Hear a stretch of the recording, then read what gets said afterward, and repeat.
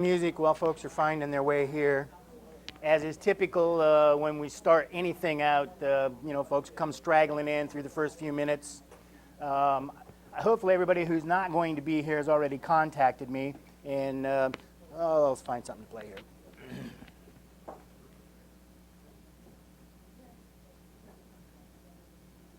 Here except Mary Ellen Gleason, so we'll start off a little bit slowly, and hopefully she'll find her way here. She's from Paul D. Camp, and I'll introduce the people who aren't here today because they'll be joining us videographically after the fact, and then we'll get started.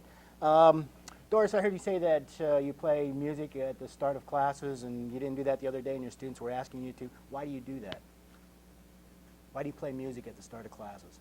Well, last year, Janet Elder suggested that we do this, and I said, this is really hard to do. I mean, I've never been in a smart class in my boys and done classroom. So I finally got myself an iPod, and I went ahead and bought a dock, and I said, I'm going to do this. And so the first day of class, I played that song, and the students came in, and they were like, listen to that music. She's playing music. Listen to that. Then I played Jason Mraz, too, on yours. And they love that. So one day I'm like, they said that at the beginning, and then nobody else said anything. So I said, you know what, I'm lugging this in here. Nobody really cares. I'm done with this. So I didn't play it one day. And 3 students come in early, and they're like, I came early for the music. Do you have any Beatles song? And then yesterday I was playing it when they came out. I was playing some piano music. And so when we were taking a test, it was going to last like an hour and 15 minutes. And so I said, music on, music off. And so they voted to leave the music on. And it was a majority, and nobody objected. So one of my students emailed me this morning, and he said, the topic was off subject. Miss Bryant, what was that music you played yesterday? I'd really like to get a copy. So it really is having an influence, and there's all kind of research about music and learning and the brain, and it really does work. And next year next semester I'm going to be in a smart classroom, so I'm going to add videos. Yeah, your answer to my question of why you do that was the why is what you said was because Janet Elder said it was a good idea. Yeah, and the reason. I tried it. Yeah, and the reason it's a good idea, and I've always known that too, and I've always started off classes by showing a funny video, or you're reading a joke from the internet, or showing music or something like that, because it just seems to set kind of a good mood and a good tone for class, and has always made sense and sort of a common sense level to do that.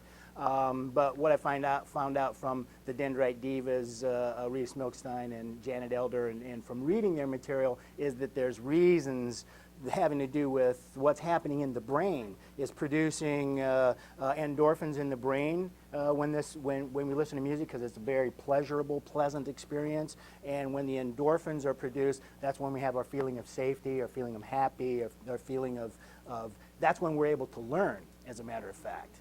And so it just kind of sets a good tone to start class in that way. And there's one of our sessions later on will be about what's happening in the brain while students are learning. And we're going to focus a lot more specifically on that. But that's an excellent way to get things started and to kind of set the tone for those reasons. There's physiological changes that are actually happening in the brain when students feel safe, happy, relaxed, comfortable, when they're enjoying music, those sorts of things. So that's a good way to start. Again, thanks everyone for coming. The folks that are not with us today, from Thomas Nelson, they just couldn't be here today, Jacqueline Blackwell and Dawn Hayden. They had other commitments. Phyllis Gowdy from TCC Norfolk. Are you from Norfolk campus as well? So Phyllis, she's not well today. She's joining us remotely. Also, Betty Hall from Danville Community College. Jenny Coster from Piedmont Valley Community College. And where's Laura on here? And Laura Powell from Danville Community College. Will be joining us remotely, and also Bob Sulzberger here from TNCC here. Couldn't be here today, but he will be joining us after today. So I want to get started by giving us an opportunity to get to know each other a little bit. I don't want to spend a lot of time doing this, but it's going to relate to something that we're going to do in a few minutes anyway. So I'm going to introduce also Mitch Smith. He's our Dean for Communications and Humanities Division here at Thomas Nelson. He's sitting in to make sure that we're doing what we said we were going to do, I guess. It's a Dean thing. We won't pick on him too much, but if we need someone to pick on, we got the Dean. Well, he's begging for it. So what I would like us to do is I want you to get together with two other people just for some informal chatting for a few minutes, and I want to make sure that at least one of the people that you get together with is someone that you don't know. And what I want you to talk about is this. I just want you to introduce yourself to the other two folks that you're talking to, a little bit about your background as a teacher. I want you to share why you're here, what you hope to get out of it, and how many years you've been teaching. I'm going to do a tally of that so we can see how much teaching experience we collectively have in this room, and one unique thing about yourself. So choose a couple of folks and sit down. We'll spend about maybe 5 minutes chatting, getting to know each other, and it should be easy to find someone that you don't know.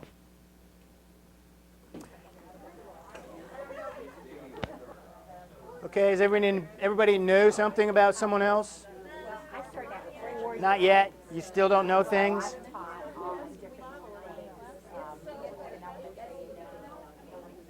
A little note and respond to that and get to know yourself a little bit better.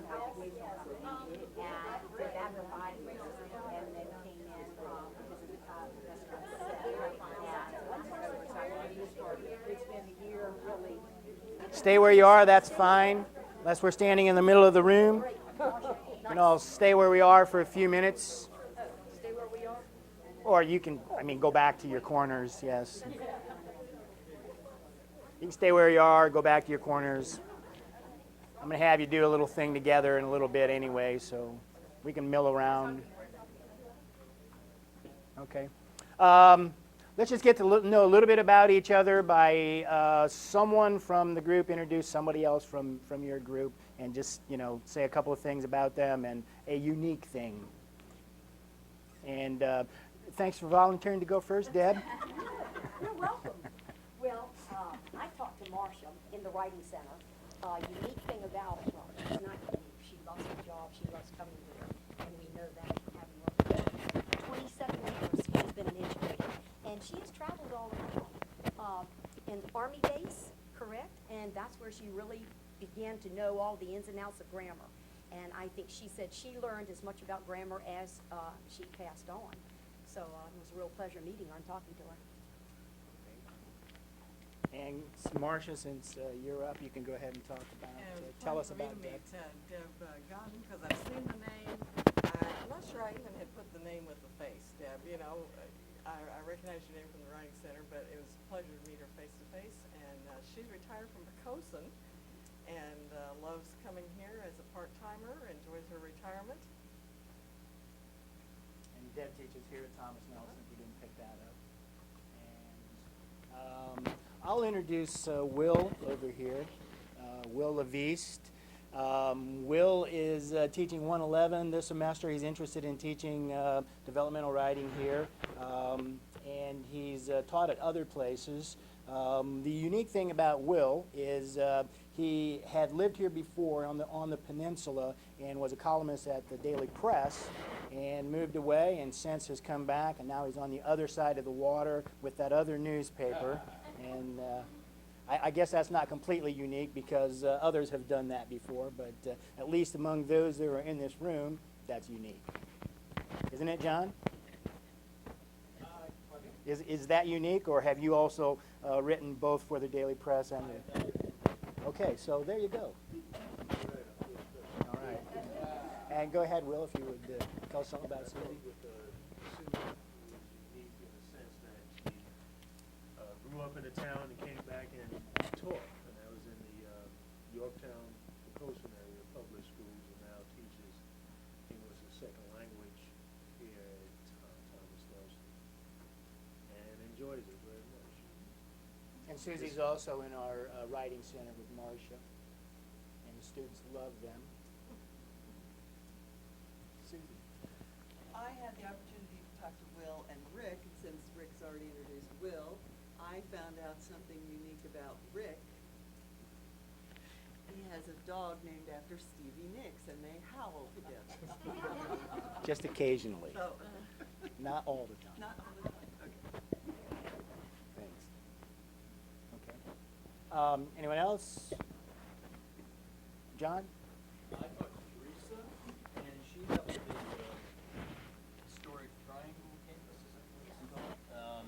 And lives about 3 miles away from the campus, and Excellent. is a published author. She wrote a young adult novel back, I guess she said it was published in like '84, been translated into other languages, and went into paperback, so Cool. I'm really impressed by that. And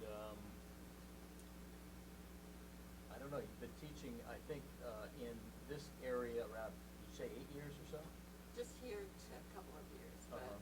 8 to 10 years up in another area, in Maryland. Welcome. Thank you. Thank you. And I don't know whether I should introduce John or Lisa. Lisa is head of the English department here and has been teaching for many years, starting out with just thrown in with a group of people going to jail, and but has been teaching English for a very long time and teaches film and as literature. And interesting, unique fact about her is she has been a weightlifter for 26 years. I thought the unique thing had to do with being in the jail that is our department. Is that what I heard? In the jail, my first groups of students, my first job in this area was at one of those junior schools that Right. takes every, I won't name it, but it was one of those places where you frequently had students who were finishing the class before they had to go serve time. The Right. judge was letting them finish up, so it was an interesting introduction, and I had many able to benefit officially ATB students that I worked with fresh out of graduate school, so that was getting thrown in the deep end with no air tanks. Definitely. And it was all right. It was a good intro. I want to introduce John. John was in journalism for 30 years. He has also taught middle school, high school, and this is his first semester here. I saw him the day that Ursula walked through the door and was handing him his materials. So I know we're happy to have him here. And he told us a surprising fact that I think many of you will be sympathetic with. It gives me the shivers. He became a first-time father in his 50s, so he has a 6-year-old at home. So I think he's quite potentially the bravest person in the room.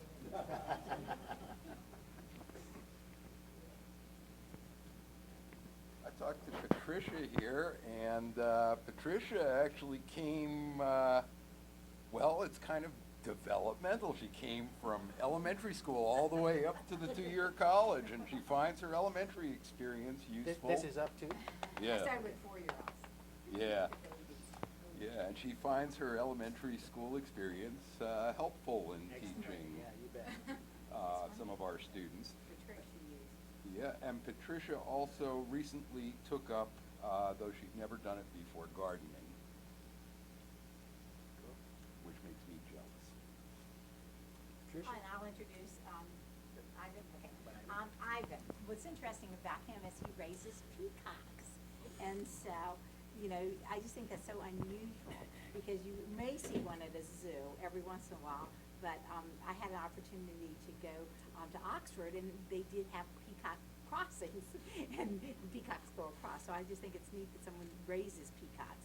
And he says the peacocks are so, like they resonate just like any other animal. They want to come in and have dog food and be part of the family. So I think that's interesting. He's had, is it 9 years experience, is that right? Because he started out at Washington, D.C. at a high school, and then he is now teaching at the 2-year college and does English 111, 112, and 101, was that? 01. Okay, good. And let's see.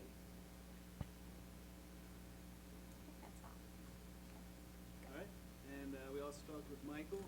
He has 34 years, I think, teaching experience, one of which was in high school, and that was the only one.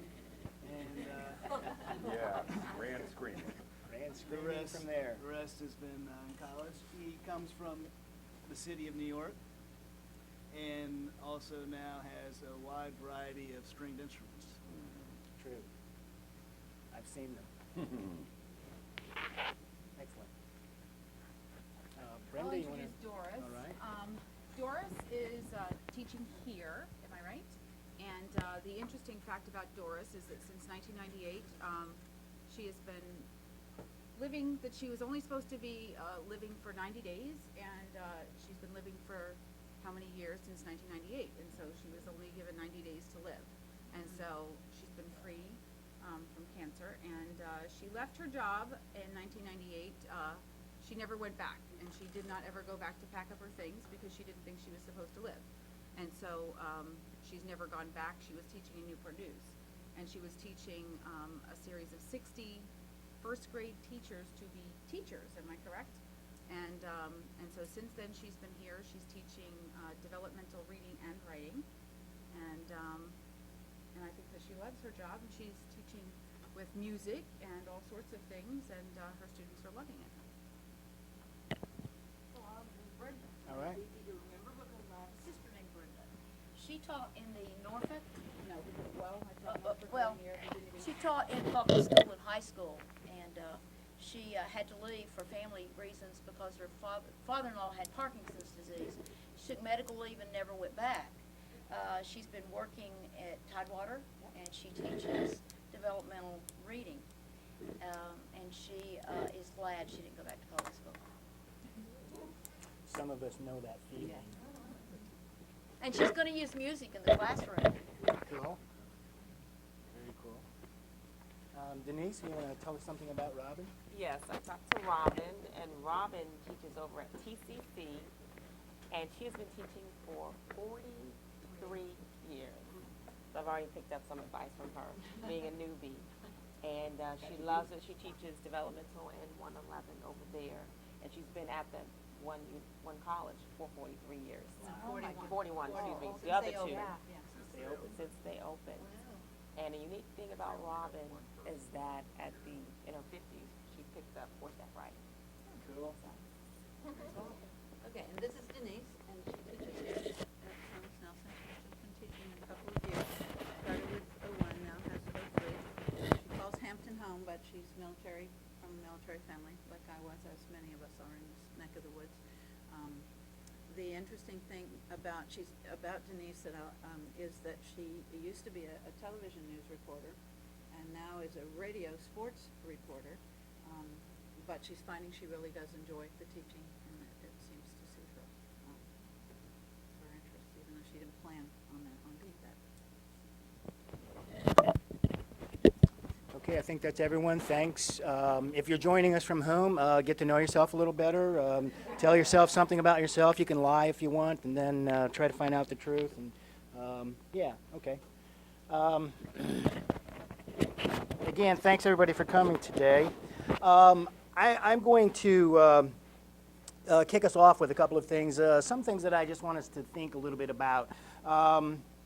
One of the things that I want us to do as kind of a backdrop or sort of an overarching theme as we go through this process together is think about what our assumptions and our beliefs are about writing and about the ways that we teach writing and the ways that our beliefs and assumptions about writing shape the way that we teach writing. Because they do, whether we're aware of it or not. I have these conversations. I've been having them more frequently recently because I'm involved in communities of learning, and so we meet with our cadre that are in our learning communities cohorts, and I've been having these conversations frequently with my colleagues and asking questions like, why why do you take a formalist approach to teaching your developmental writing classes? Is that primarily because that's the book that we use, is formalist in nature? And by formalist, I mean it follows the modes of development, the cause-effect, comparison, contrast, process, description, narration, etc. And predominantly, the textbooks do tend to follow those, that particular methodology. Why? That's one of the conversations that we'll have, and we'll probably have numerous times. But they are the predominant textbooks for teaching writing. They're formalist in nature. And my question is, why do we do this? Why do we teach the forms of writing? Does that really reflect how people write in the real world? Or is this something that we do for another reason? And I get a lot of looks like I'm getting right now. It's like, well, that's a good question, because it's in the textbook, right? So that's why we teach it. After I had a couple of those conversations last week, we had a department meeting, and this came up again. The same topic came up again when we were talking about the text that we're using in 112, because everyone was unsatisfied with the text in 112. Primarily, it seems like because the professional writings, the models, don't follow the methods or the patterns of development that are in those particular sections. Instead of being a cause and effect essay or a comparison and contrast essay, it's a mix of a variety of different approaches or means of writing or means of developing. It's one of the questions that I really want us to think about as we're kind of progressing through the phases or stages that we'll be going through. When we're done here in 4 or 6 months, if you're going to stick around for the whole series, one of the things I'm just going to ask everybody to do is write 1 to 2 page philosophy of your teaching, as a teacher of writing, not of literature, but of writing. And so I want to think about these issues and kind of keep those as a backdrop to our discussions as we progress. I didn't record how many years everybody taught as we were doing our introductions, and so let me just do a shout out, and I'll try to total these up so that we can see how much experience we have collectively in here, and I'll total it up sometime while somebody else is talking. But go ahead, Deb. You got 37, and for me, let's see, what year is this? 27 for me. You got me beat. And 22, I think. That's always a good sign when you can't remember how long you've been doing it. And Michael, 34. 9, okay. Okay, John says 5. 10, okay. 2. I'll say 30. 13. 43. Robin almost croaks that out. It's okay. and Doris? 29, I think. 27. We started the same time. 22. And Will, 13? 15? Hi, Mary Ellen, how are you? I'm fine. Good. I'm just asking everybody how many years they've been teaching. In college for. Okay, and in all? 26. 26, okay. We're going to total up how much experience we have in here, and just to look at that later on. Welcome, by the way.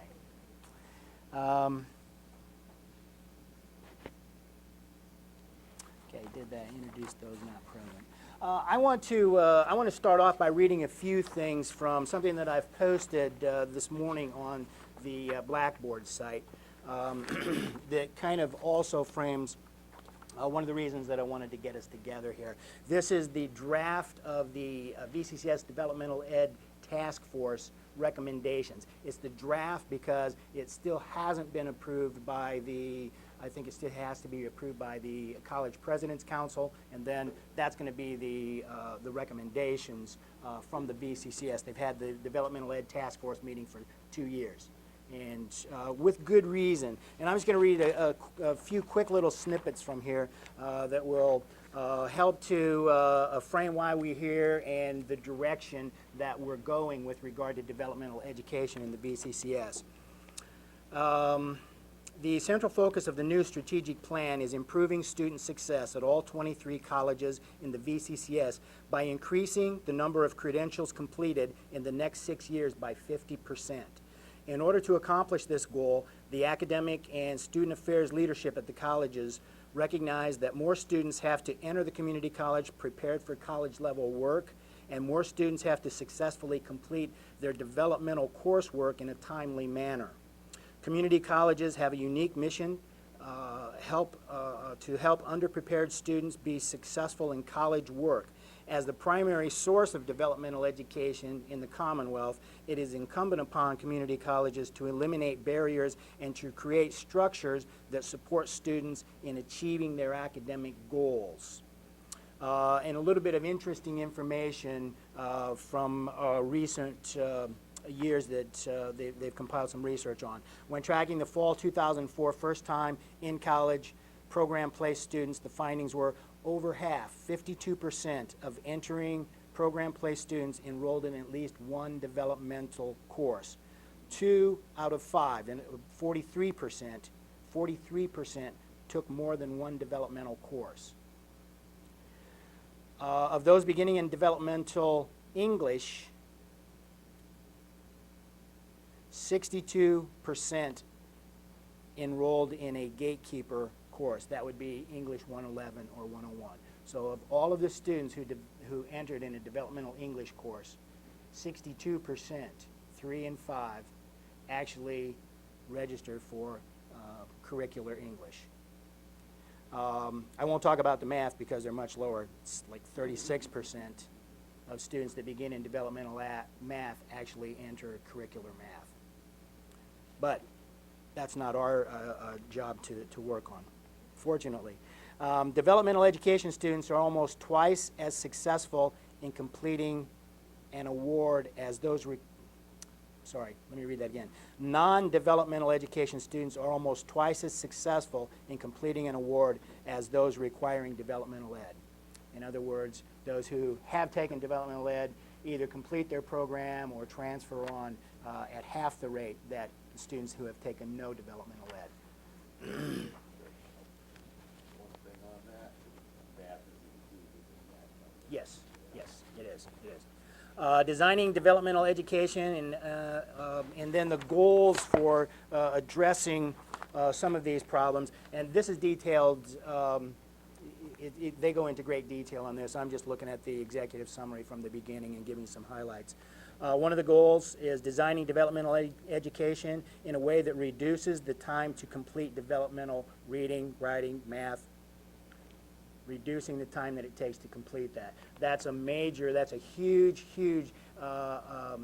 influence on students' retention, students' likelihood of coming back, how quickly they get through their developmental program and go into the curricular courses. So that's one of the goals that the Developmental Ed Task Force has. Increasing the number of developmental education students graduating or transferring in 4 years from 1 in 4, which is what it's at now, to 1 in 3 students. Great lunches here. In order to do this, and again, a few bullets, the Virginia community colleges must examine ways to redesign developmental education in English, math, etc., collaborate with K-12 partners to reduce the need for developmental education, provide and require academic and student support services that cultivate the cognitive, affective, and behavioral domains for developmental education students. Also, collect comprehensive and accurate placement data, develop mechanisms and methodologies to hold colleges accountable for the success of developmental education. That one sounds a little scary, doesn't it? Provide adequate support to ensure that developmental education faculty are highly effective in achieving the goals of developmental education. So in other words, thanks for joining me today. We're kind of ahead of the curve on this because, again, this is still in draft status. It hasn't trickled out to the colleges in an official form yet. And also to conduct comprehensive review of policies that directly or indirectly affect developmental education success. And again, that's one of the topics that we'll be touching on frequently as we talk about this and proceed through our series together. The topics on the agenda for today include the discussion of teaching writing as a process, of conferencing as one of our methods of teaching writing as a process, and also as one of our means of handling the paper load in developmental writing. I know a lot of us teach strictly writing classes, and in a lot of cases that's a combination of developmental and curricular English. And when you've got 5 or 6 writing classes in a semester, I don't have to tell anybody what an extraordinary paper load that is. And so one of the things that I want us to do today is share our best practices and our experiences for dealing with that paper load. And so I think all of these topics interrelate very closely. I wanted to take a break at 12:30 for our lunch, and that gives us just about enough time to do an activity that I like to do with my students right at the very beginning of the semester to start the first project that helps to establish that writing is a process, and that I use to build assignments upon. I teach mostly, the developmental that I teach is English 03, and in that class our students need a lot of, they've already been through English 01, most of them need a lot of editing skills. But they also need to have do some more work in developing the content of an essay. And so what I would like you to do is I'm going to walk us through, I'm going to have you do an assignment that I have my students do right from the very beginning of the semester. I want you to think about a person, and I'm going to give you a little bit of flexibility, a person that you know who you think of as being a very successful person, or a person that you know who has been a powerful influence on you in whatever way that person has influenced you. And for about 10 minutes, I want you to write about this person.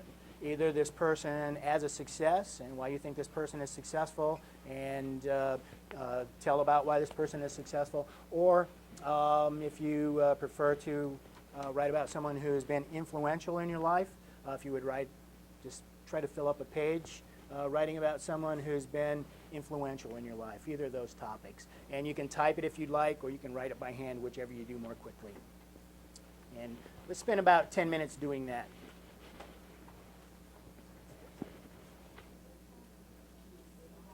That is old school. I almost hate it when I have to write an address on an envelope. It's like, you know, do this, it's so fast, and this is so slow. Did you print that out, or you just want to read it to us? It's up to you. You can read it to us if you'd like. Sure, since you're not printed out.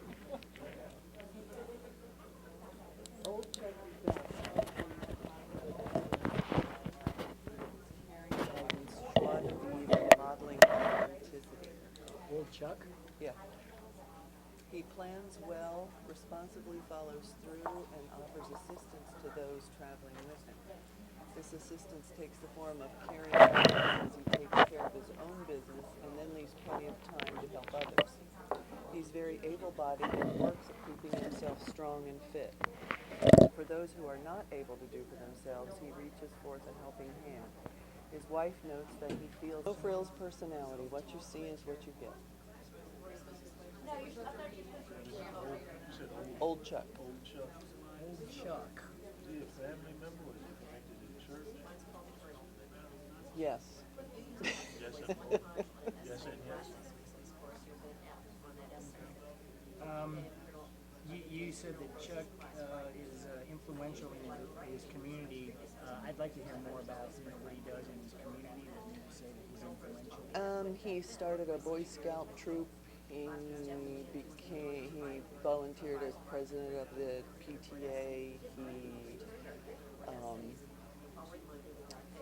he kind of makes it his business to watch out for some of the ladies in the neighborhood who don't have husbands anymore if they need a gutter fixed or help lifting something heavy or that kind of thing. And what do you mean when you say has a no-frills personality? He doesn't put on airs at all. He dresses the same way whether he's going to the store, to church, or to a wedding. And he speaks to everybody as he is. So he doesn't talk down to children or up. He talks to everybody as an equal. Does he have any family members? He is married. Anything from that you want to know more about, old Chuck, Will?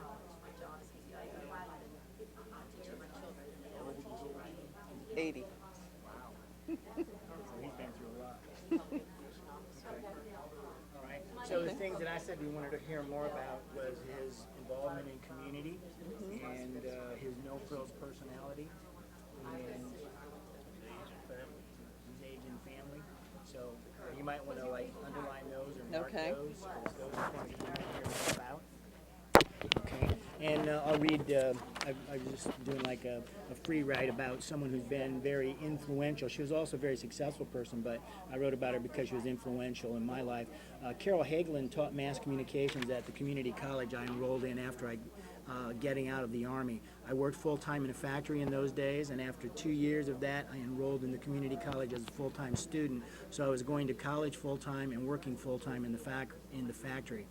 I was in way over my head because of the time constraints, but I did not realize it until about halfway into the semester. I was struggling to keep up and didn't think I was doing very well. When my mass communication professor asked me to talk to her, I thought, uh-oh, here it comes, I'm out of here. She told me, to my surprise, that she thought I was doing very well, even though it was clear that I was overstretched and that I had good writing abilities. This was a major surprise for me. More surprising was when she asked me to write for the college newspaper, and I was floored by that because I didn't think I was a very good writer and I just didn't think I was a very good student. I told her that I didn't think I had the abilities and that I was probably overstretched already, but she just replied, "You'll figure out how to arrange the priorities to make this work. You just don't think you can do it, but I know that you can." She was a powerful influence on me because she recognized something in me that I did not see at that time, and she showed me that she cared about me as an individual. Her support never wavered through the 3 years that I spent in the community college when I became a reporter and then editor for the newspaper. She was constantly there supporting me and working one-on-one and working with all of us one-on-one. Because of the personal connection she made with me, I changed during those years, and I eventually realized that I wanted to teach rather than write for newspapers. The impression she made on me was lasting because I recall how important that personal connection is, and I try to make that sometimes life-changing connection with all of my students because of that early influence that she had on me. What were your impressions of her relationship with her before that?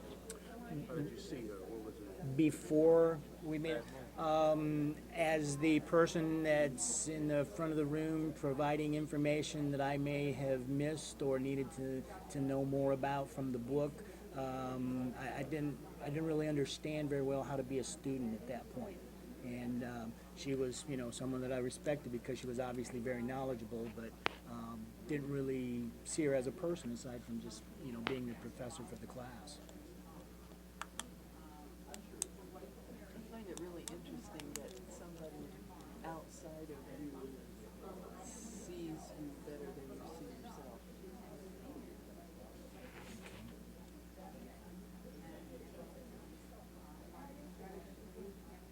Don't you think that's true of students a lot of times in your experience? Yeah, me too. Is there more that you'd like to hear about Professor Hagelin and her influence? What you've indicated, Susie, is that you're intrigued by the idea that she recognized something in me that I didn't see in myself. And that's important, and I can go into more detail about that. It also seems she definitely had faith in you, but she was laying another responsibility on somebody who was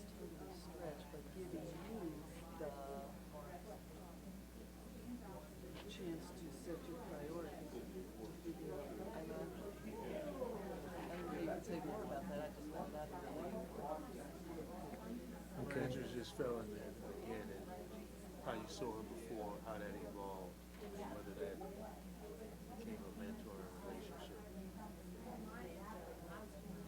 Okay.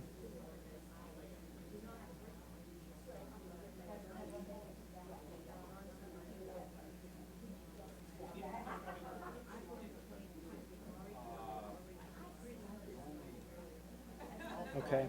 So the things that I heard you say that you're interested from what I had drafted up is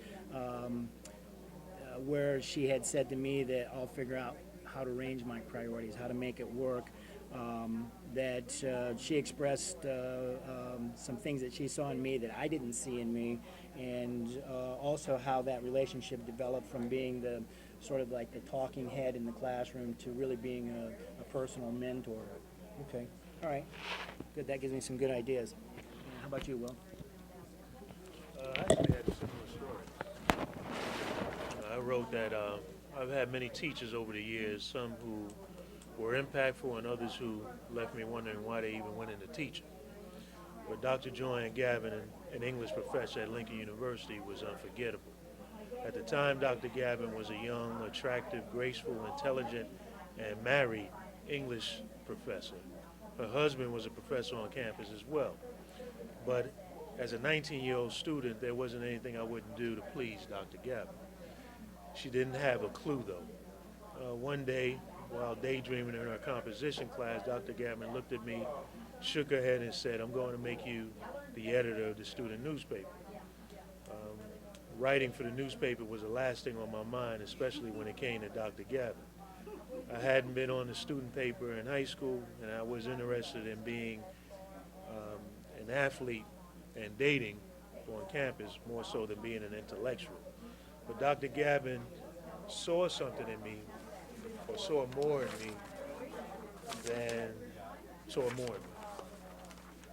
Still, my mind was on other things as I listened to her sultry voice, but I responded, "Sure, anything for her." And as I began working on the newspaper, an issue arose that caught my interest. There were slave auctions on the campus that students did as fundraising events. It was all intended in fun, but I was bothered that we were on a black college campus and that such events were allowed. I wrote an editorial about it, and it created a firestorm. The auction stopped. I realized the saying that the power of the pen is real. That experience launched my journalism career that continues today. Dr. Gavin moved on to another university that year, but I owe my career to that experience with him. Yeah. Nice story. Yeah, I sure. definitely can relate to that. The slave auction, you said that they had a slave auction on campus and it kind of created a firestorm. You wrote about that, Right. an editorial about it, and it kind of created a firestorm. And Dr. Gavin was still like advisor, or was she an advisor she for the was an newspaper? advisor to the paper. At that time, she hadn't left. Right. How did she support you through that? She did. She said, "Go for it. Make a good point." Yeah, I'd like to know more about that, about how she supported you through that very controversial, undoubtedly very controversial thing that was happening on campus. Yeah, that's interesting to me. Susie, what do you want to hear more about? It seemed like you were a typical freshman interested in getting into college life instead of the academic side, and yet it didn't take much persuasion for her to get you there. And was it only just her saying it, or do you think maybe in the back of your mind you felt, well, maybe this is something I could do, even though you didn't recognize it until she recognized it? Yeah, I was a typical student, but obviously I was there because I had something going for me. And I had always been a thoughtful person and debated and so forth. But like you said, I was very much a typical freshman, interested in Was that a campus surprise life. to you when she said that you ought to be writing for the newspaper? Yeah, because I hadn't thought about that. Did you not feel like that was something that you could do, or it just wasn't something you had given any thought to? I don't know if I thought I couldn't do it. It was just something that I hadn't. It wasn't really on my radar screen. What were you majoring in at that point? At that point, I was actually. See, I was at a previous college. I was a business major, and I came there. I was either undecided, or I think I was thinking about political science at the time. But being a writer and writing for newspapers wasn't necessarily the first and foremost thing on my mind. I had always been interested in the news, but my mother and I, we would sit around and watch the news, and my family would always talk about the news. So current events and thinking about things and thinking about life was always something that was interesting.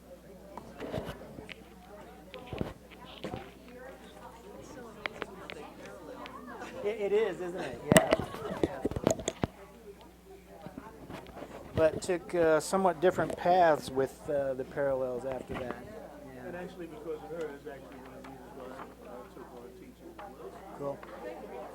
Great.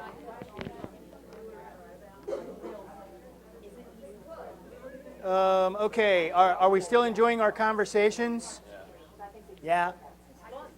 We want to keep talking? We don't want me to talk? It's okay. It's fine by me. What? Obviously, we want to keep talking. That's good. No, that's an altogether good thing. And this, typically this is what happens when we get students talking to each other. It turns into a much better experience than we had hoped. Based on your interchange about the thing that you had very quickly drafted up, do you feel like you have a few more topics to draw out of that your readers are interested in? I like to start, I do all my classes kind of thematically. There's a theme that pervades the entire semester, rather than we're writing in this form and we're writing in this form and we're writing in this form. You can do that and still have a theme to help to weave things together. In my developmental classes, my themes are always related to success and learning how to learn. Those are pretty much built into all of the assignments that we do. It's either success or learning how to learn, and really those two things kind of go hand in hand. Success as a student, success in life. And so I like to use this success as a personal essay to begin the semester in particular, to get folks focused on people who are successful. From this, I got some good feedback from two of my colleagues. Basically, what I do with that first paragraph, or the first half page or page full of material that students write up, is I have them discuss it like this so that they get some feedback specifically on what readers want to know more about, so that we're not flailing as we write the rest of our story or our exemplification about this person that's been successful and why this person was successful. You should have 2 or 3 sentences or ideas or words underlined, or maybe a couple of notes on your paper, feedback from your colleagues about a few more paragraphs that potentially you can develop. And so your assignment, class, not the teacher group, but the assignment that I will give my class at this point is choose one of those topics and write another well-developed paragraph, get a half page to a page full of material related just to that topic.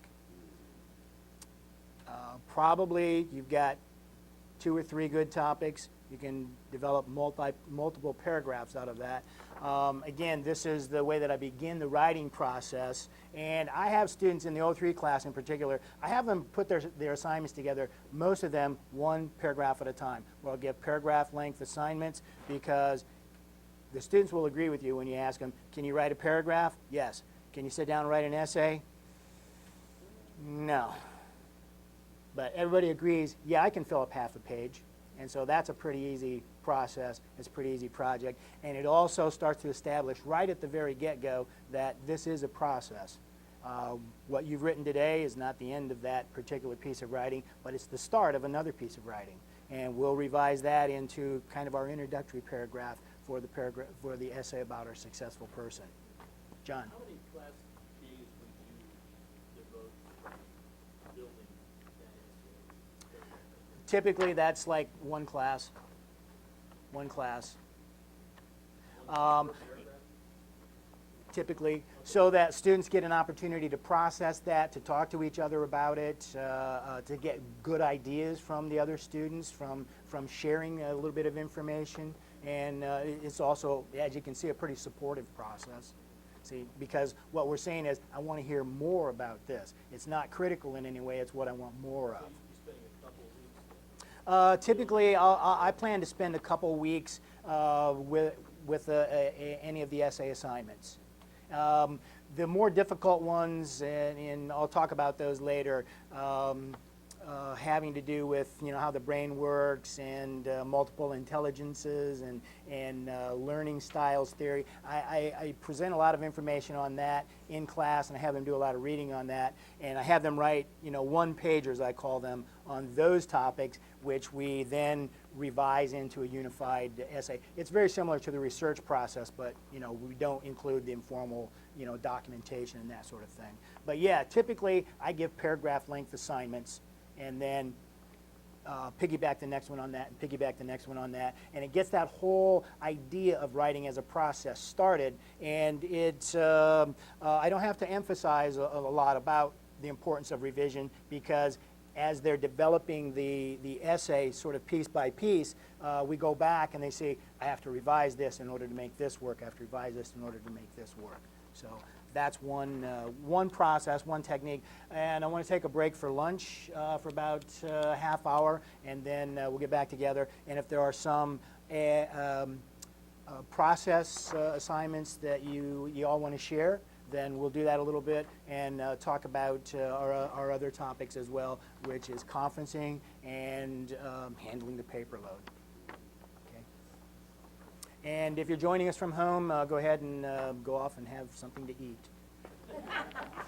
Time for a station break.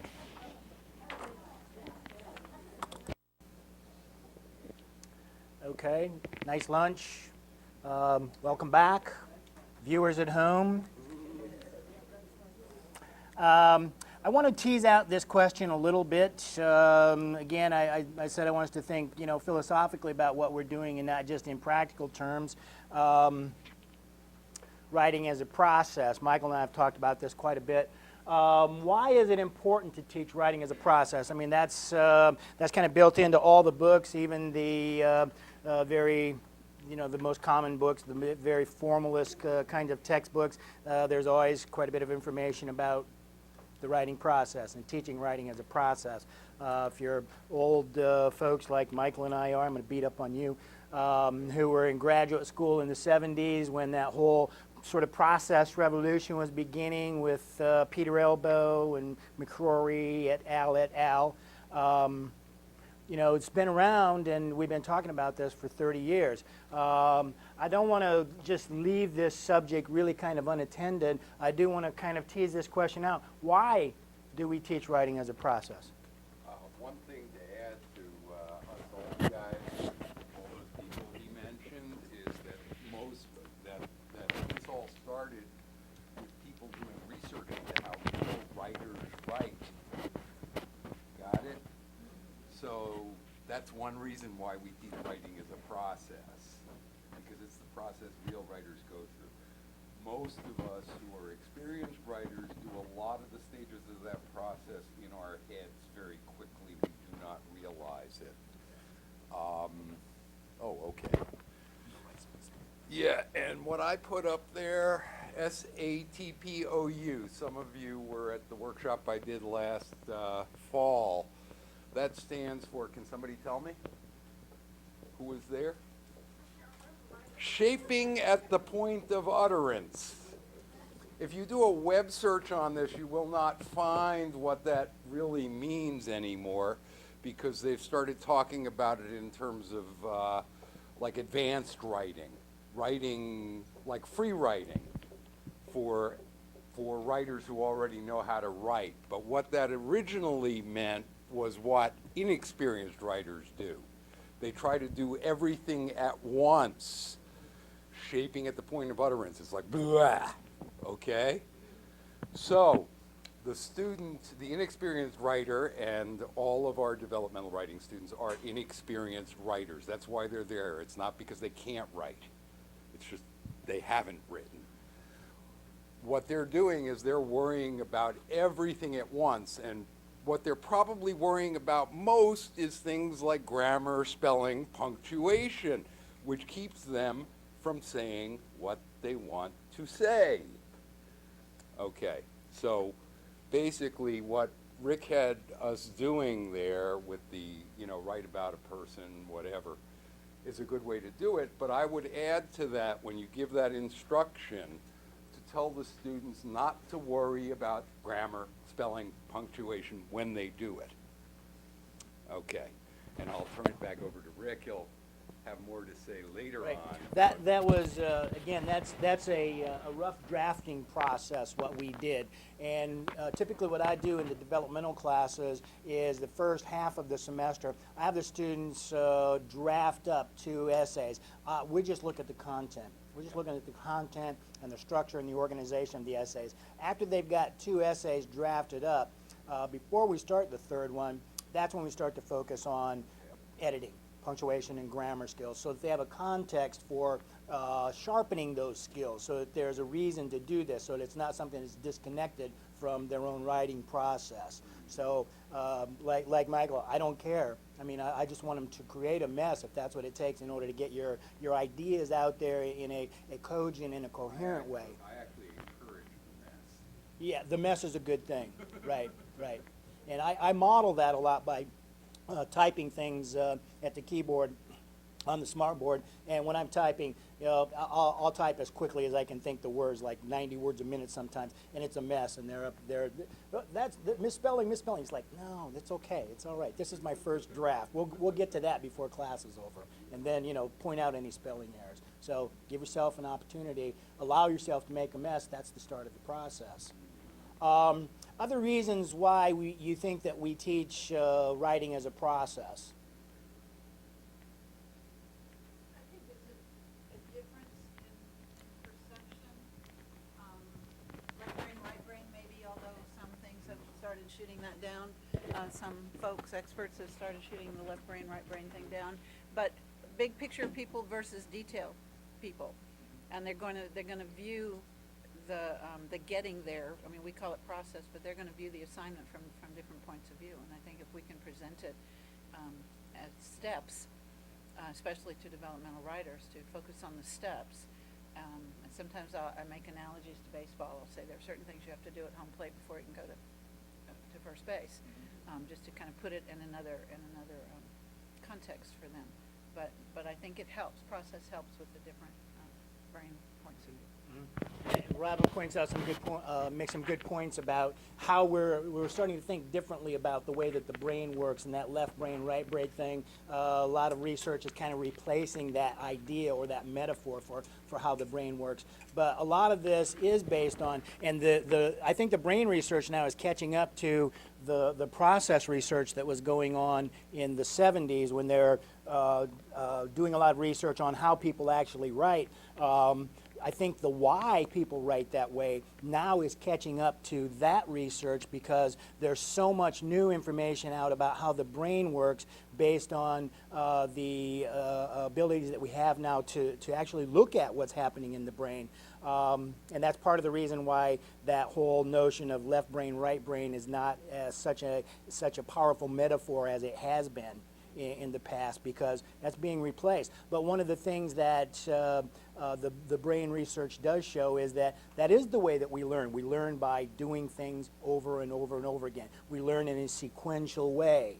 We learn as a process. The whole act of learning is a process, and it's a developmental process, and it goes through phases. And so I think that brain research that we're seeing that's extant now is telling us why this is valid, and it's been valid for the past 30 years, and why it's incorporated in all of the text, even though there's, I think, a lot of dichotomies methodologically in the textbooks that emphasize the process, but really focus on the product more so than the process.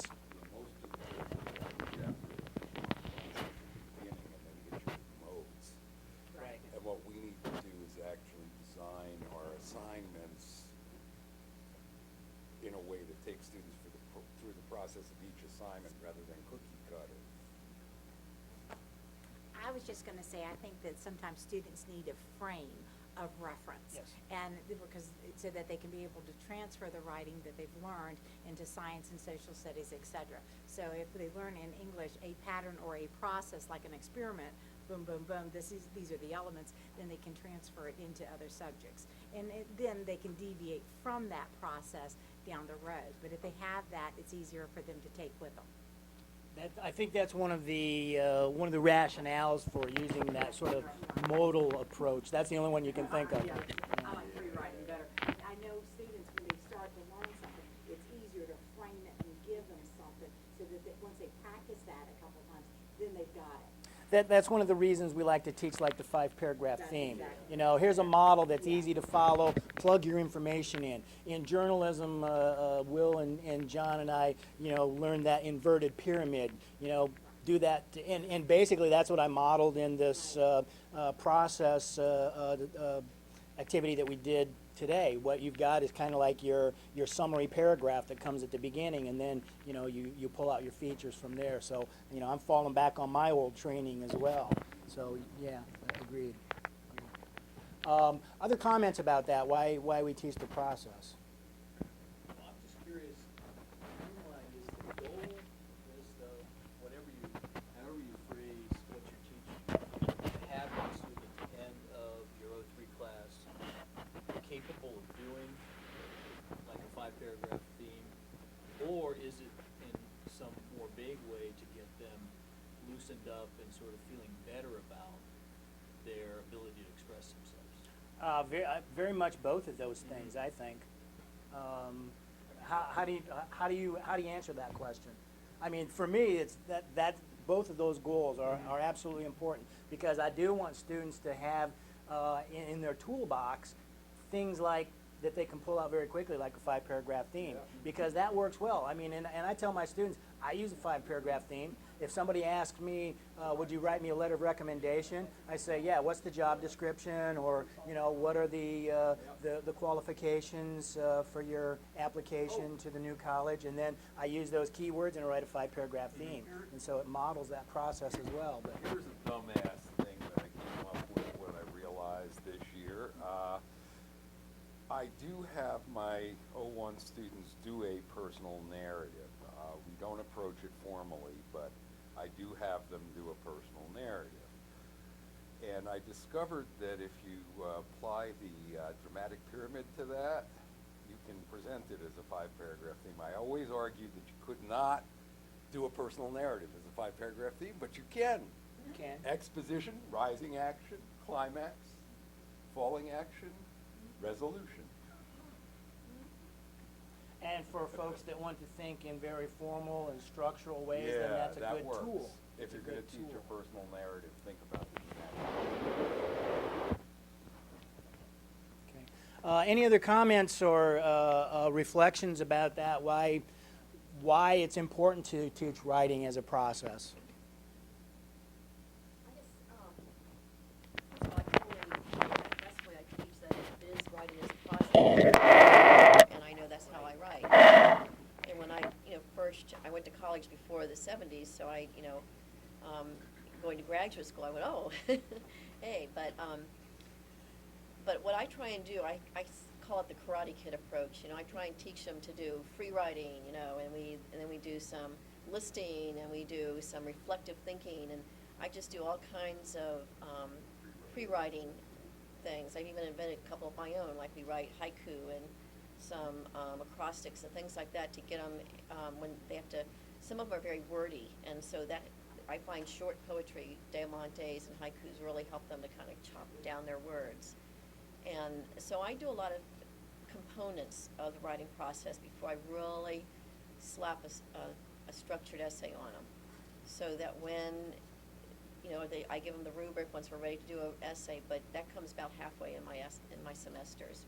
So I'm spending a lot of time working on process before we do peer review, we do some editing. We're doing all the components of the process before we jump into a structured essay where we're putting it now all together. I was just going to say, it's interesting. It seems to me like students, I think the most challenged by getting out of 03 are those that are not wordy. When you ask them to do something, they come up with, well, no, they do it, but they come up with 4 or 5 sentences. Oh, they're not wordy. They're not wordy enough. To get them loosened up to really produce what we would call copy is, I think, really hard. I'm kind of at a loss as to how do you help that student? What does that student need to get? One of the reasons that this approach works, and some of the things Mary Ellen mentioned, that the pre-writing stuff is a way, especially if you tell them you're not to worry about spelling, grammar, punctuation here, is a way to increase fluency. If you've got permission to make errors, Yep. then Right. you're not stymied by am I getting this right? Right. And that's a hard thing for students to understand, that you start out by making a mess and then you clean that mess up, because the brain does not naturally function in an organized way. We tap into our stream of consciousness. That's not organized. That's the whole point in writing, is communicating that clearly to someone else. Yeah. But that's not the natural way that we think. Yeah, and one of the things you need to think about when you have students do that, if you're trying to increase fluency, is you think about the prompts you're giving them. Make sure they're really open-ended, they can go with them. I want to explain something about one of the concerns that John has expressed about our 03 class to folks that don't teach here at Thomas Nelson, because I know that we do things differently in the writing curriculum at the various colleges. And at TCC, there's not as much writing as typically goes on in our pre-college writing classes in the 01 and the 03. We're very writing intensive in our approach. And this is a conversation that we've had, for ever since I've been in the Virginia Community College system, about the ways that the different colleges approach things differently in developmental. And ours is a very writing intensive program. We supplement the writing process and the papers with a lot of material from books and from websites, etc., on developing editing skills, but it is in the context of that writing that the students are doing. So the students in our English 03 class have all been through English 01. We don't use multiple cutoffs for placement in 01 and 03. On intake, either they go into English 01 or you go into curricular English. And at the end of the semester, in both English 01 and in English 03, we read portfolios. The portfolios will have typically about 5 papers in them, and they're just the final copies of the papers that the students typically have been working on all semester long. So the students that are in the 03, the students can go to curricular English based on that portfolio review, which has 3 readers: the student's teacher and 2 other teachers. And we just trade those portfolios around a couple weeks before the end of the semester, and we all fill out a little evaluation form on that with our recommendations. It's not scientific at this point. We need to tweak it a little bit, but our recommendations are based on, would this student be doing work that I would give at least a C to at the beginning of semester in my curricular English class? If so, we'll recommend that student to go into English 111, whether they're in 01 or 03. So typically what happens with the 03 students, those are the students that have not developed the editing skills primarily, but a lot of them also haven't developed those holistic writing skills that John's talking about, being able to develop the content thoroughly. So it's the 03 it's an interesting class to teach because of that group of students that we have in it. It's a challenge. It's fun. It's extremely rewarding to teach that class because you can see how far people go in a short period of time if you really have an intensive focus on the things that they need to work on. Yours. And I'd like to add that we're moving toward meeting together as a group and reading those papers together instead of isolation. We have been reading them in isolation. And Rick and Dawn and I last spring got together over a few beers and and We'll we edit that part out of the tape. let's edit that. And we read the papers, and I felt like I learned so much, and I felt like I was giving a more informed decision. And when I made my decision, I just felt more like it was the right one. But can I show my ignorance and ask how other people do it? If we're doing 01 and then 03, how are other schools doing it? GCC folks, Robert? We, the English faculty did not decide this. We at TCC adhere to the Vccs cut scores of Compass. There apparently are system-wide cut scores that other people chose, to put in place for math and for English. And I know the math faculty and the English faculty, at least on the beach campus, are not thrilled with those cut scores. We had our own cut scores before and thought they were pretty, they're letting more people into 111 and more people into English 3 that really don't have the wherewithal to succeed. So we adhere to those cut scores. They are totally separate classes. A person tests into 1 or 3 or 111 at the initial thing, and then initial testing. And then if they pass English 1, which is working on sentence skills, ending with introduction to paragraph. And editing is a part of everything. But control over sentence structure is the primary focus of English 1, ending with introduction to paragraph form. English 3 is control over paragraph form, ending with introduction to essay. And then 111 for us, of course, obviously is essay, introduction to research. And So do they 112. automatically go from 1 to 3? If they pass English 1, yes. They go to 3? Yes. They can't go. How much writing do they typically do in the English 01 class? I would say at least 6 paragraphs at least 6 paragraphs. And in my English 3, mine do 2 essays. A lot of the other folks just do 1. 1 is required.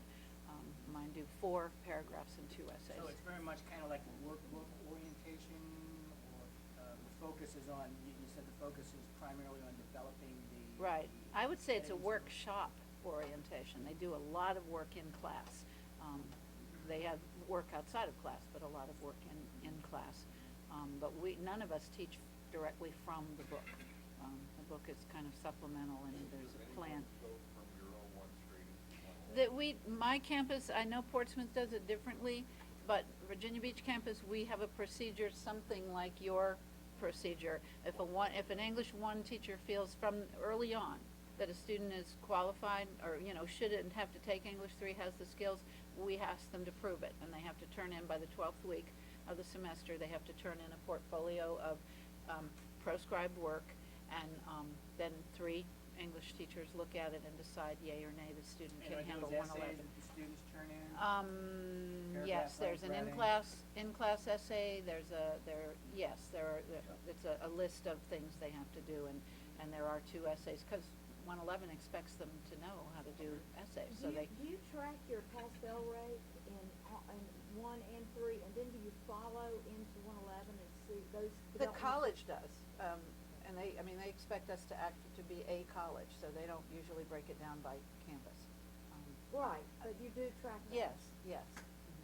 It'll be interesting to look at once the Developmental Ed Task Force recommendations start to be implemented. Basically, what the primary recommendation is that each college will have some sort of a Developmental Ed program. And by that I mean all the colleges, of course, offer the classes. Most of the colleges have pretty good support services to go along with it. I mean, we got great support services here. We got the Writing Center, we've got the Academic Computing Lab, we've got our Student Success seminars, we've got Tutoring Center, great support services. But we don't know, and what else, what am I, and the communities of learning, of course. But we don't know, based on the information that we don't have, we don't know why students are successful. We don't know the degree to which they use these support services and how that has an impact on their success or their lack of success. And essentially, that's what the VCCS is saying to all of the colleges as well through the task force report is we have to know this information. And that's going to be the charges of all the campuses. So it'll be interesting to compare, you know, how we're doing with the different approaches at the different colleges as well. Several years back, we learned some interesting information.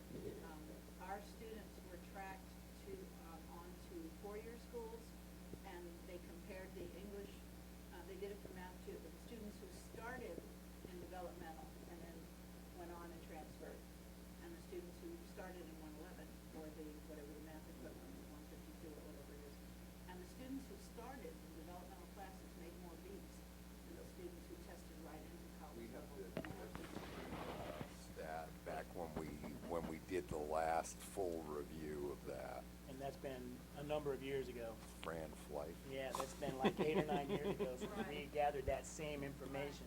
I Because there's thought been, it was interesting because even though the statistics that a smaller number of the developmentals go on to finish, if they do, they're strong. I mean, yes, so it seems if they like we're- finish that, they do Right. better than the So the there's some students other that have component not taken besides, developmental courses. besides our classes. There is value added there, it's clear. Yeah. Yeah. One question, do you have any idea how many or what percentage of students go straight from year 01 to year 111? I don't know. I'm sure the college could provide that, but no, I don't Curious, know. because here with our approach,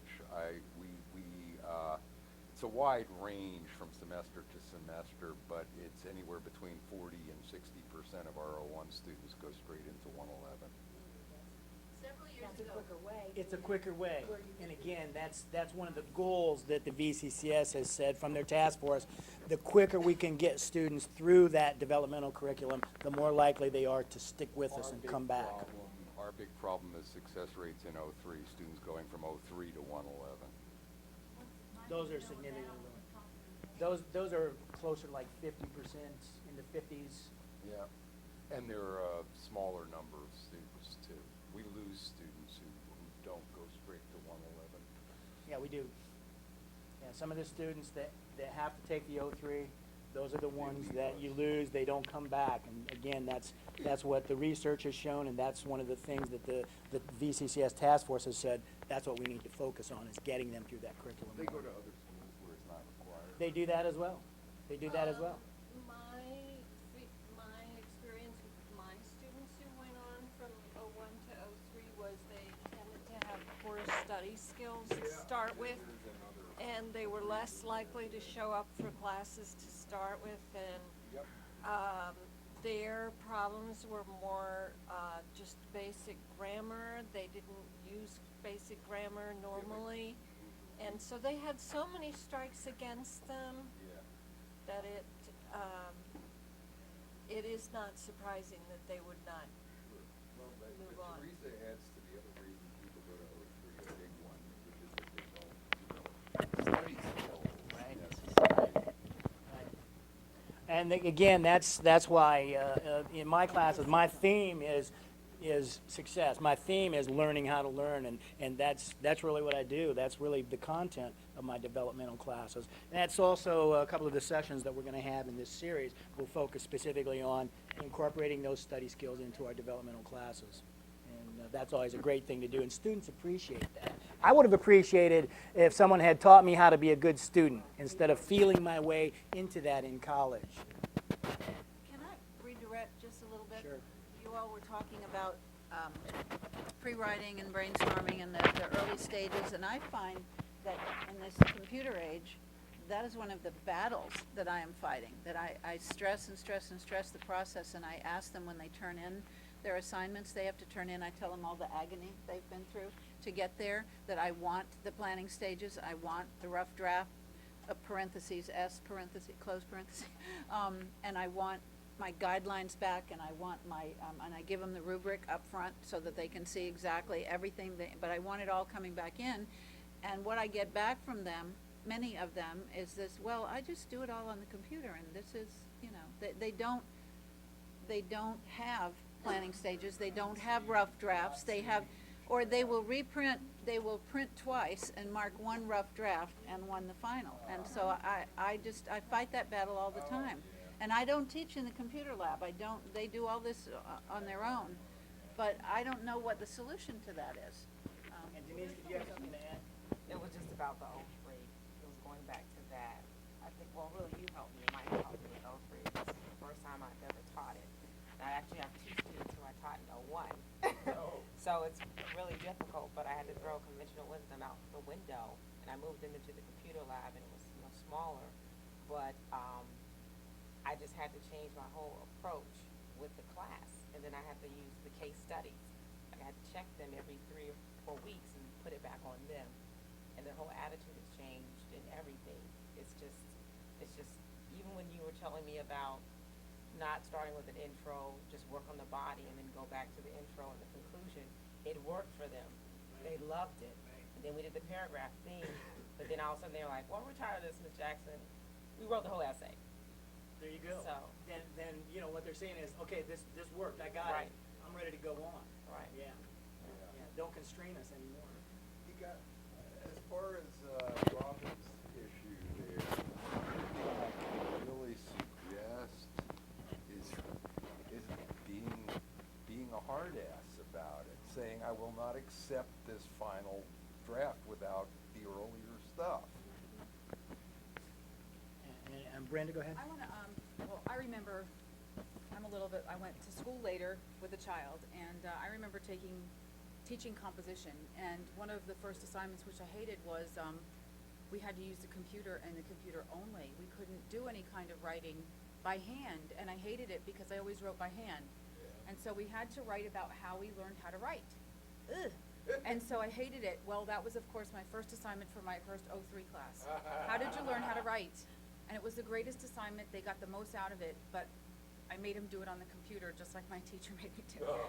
And But they didn't mind. but do you know what? They told me that was the best assignment that they'd ever done. Now, the way that I would take it with Robin is that we have to adapt, because guess what? Computers aren't going away. Yeah. And so how do we adapt to where's their rough draft? Well, they're going to have to make a rough draft, but they're going to have to also make their brainstorming on the computer, because I do now everything on the computer. So my rough draft is on the computer. My brainstorming is on the computer. Everything's on the computer, but they're going to have to show her how they did their brainstorming. So you can make a web on the computer. You can make everything on the computer. You can do your free writing on the computer. You need to show your editing. You can add comments. You can do everything. They need to show her and then print out the added comments to her, not hand her, here's 2 copies of the same exact thing, which is what they do. And here's my rough draft and here's my final draft. I've made no changes. But they need to show her every stage, and if they're going to want to do it on the computer, they're going to have to do a little bit extra work by showing her, this is my brainstorming, here's my web, I had to create it, here's my web, here's my text boxes, here's my added comments to how I made my changes, here's my edits, or highlight it by hand, here's what I made the changes, here's what I didn't like, here's what this is. But we're never going to get away from the computer. It's only going to invade our life even more. But it's going to make it easier too, because it's easier to edit on here after I've saved it. Sure. And I'd be darned, I'm not going backwards. I'm not going to handwrite everything. Yeah, and the spelling also. I mean, the students that have problems with spelling. They need it. Run the spell check. I need it for them. I do all the can't read time. it without that. Okay. I haven't, go ahead. Let's just say, on doing the drafts, what I do often is I have first, second, and third drafts all a requirement. And then the final score is out of 99, and each draft is worth 33 points. Ooh. So for the first draft, all you have to do to get 100% credit is have it be long enough and be on the topic you're supposed to write about. So if they don't do that first draft for the first paper, and now all of a sudden they get a 66, even if they get everything else, then they learn pretty quick they gotta do the first draft. Oh, that's Okay. cool. And you do this, you do scoring in your developmental classes as well as the ABC letter classes. Right. Yeah. Yeah, it's not, I mean, I don't call it A, B, or C, but it's just 66 out of 99.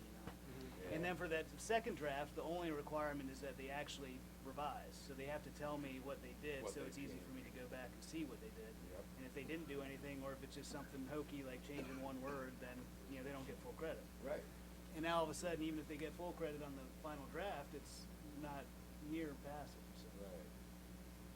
Yeah, and as we're talking about the writing process and teaching and focusing on the writing process, we're naturally flowing into those other two topics that were on the agenda for today, conferencing and handling the paper load, which for me, those two things go hand in hand.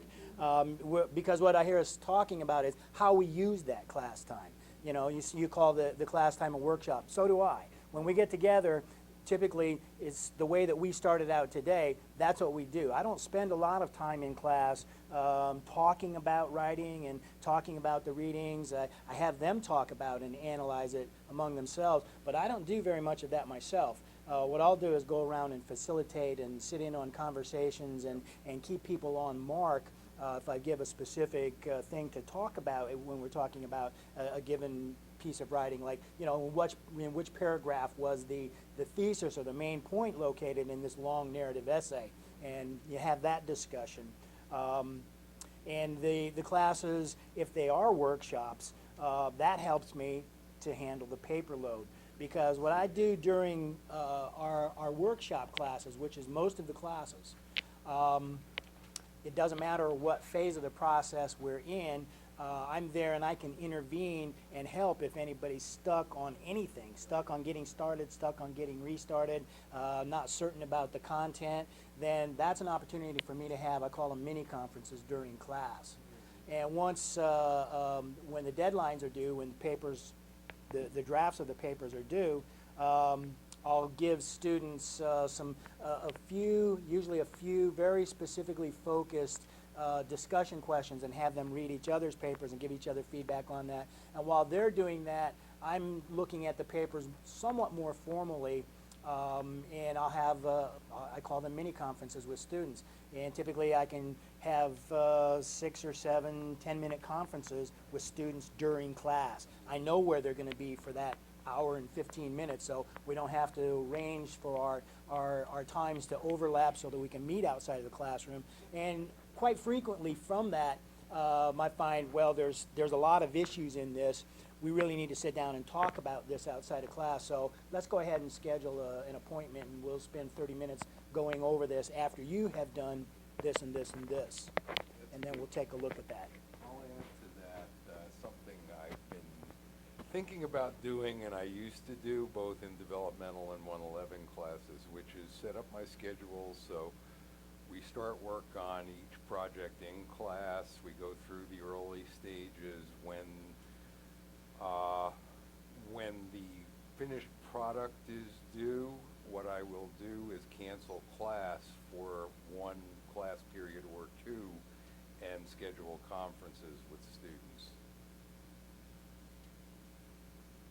which gives me, in a class of 20, at least 15 or 20 minutes with each student. That's another way to do it. That gets to be a really tiring days when we're doing that. We're conference, shift gear, conference. It's very intensely focused, Okay, but it's worth doing. I just mentioned to somebody I was talking to earlier today about an old colleague of mine who was department chair at UNCC who developed a neurological disorder, and he couldn't be in a classroom anymore. He couldn't take everything that was going on in the classroom, right? I'm kind of halfway there, okay? I get more tired conferencing with individual students during class because I'm watching everything else that's going on. That's why I canceled class to conference. Teresa? I was just gonna say that I have had students tell me on the days when I've scheduled conferences that they learn more from the 15-minute conference Yes. than they had learned during all of the class periods. Right. Which some students, they learn better that way. Yes, yes. I think most students do.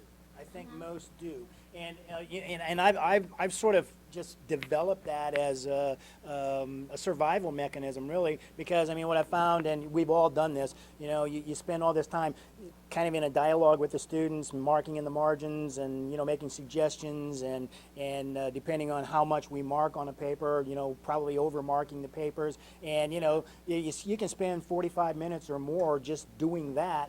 Then you give that paper back to the student, and they still want to have a 5-minute conversation with you anyway. And so it's like, gee, why didn't I just spend 5 minutes reading this and then 5 minutes talking to you and really save time and move that process along? Yeah, the other thing about grading, check proofing, where you're worried about everything while they're trying to write, if you give them everything that's wrong with the paper on the paper, hand the paper back to them, you're back there. Right.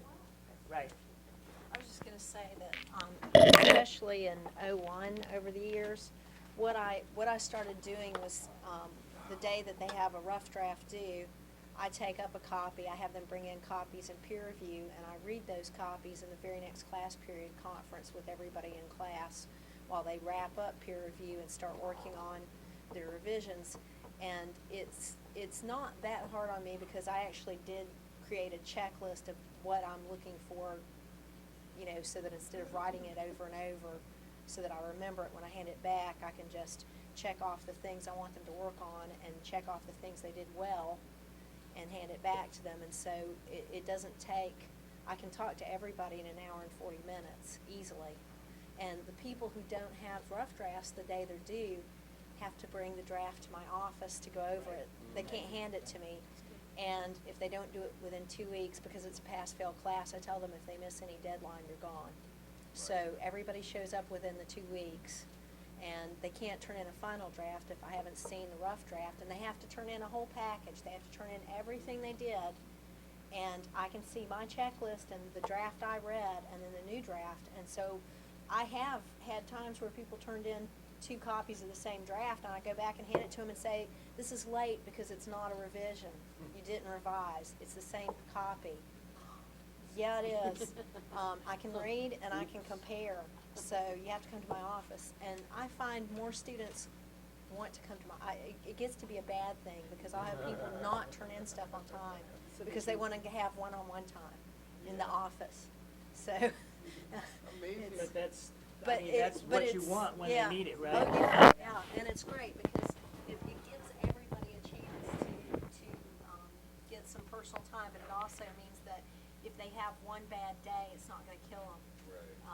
And they can make it up, but they still have a deadline to make that up, so. Other comments or suggestions about this? Thought I saw some hands going up over here.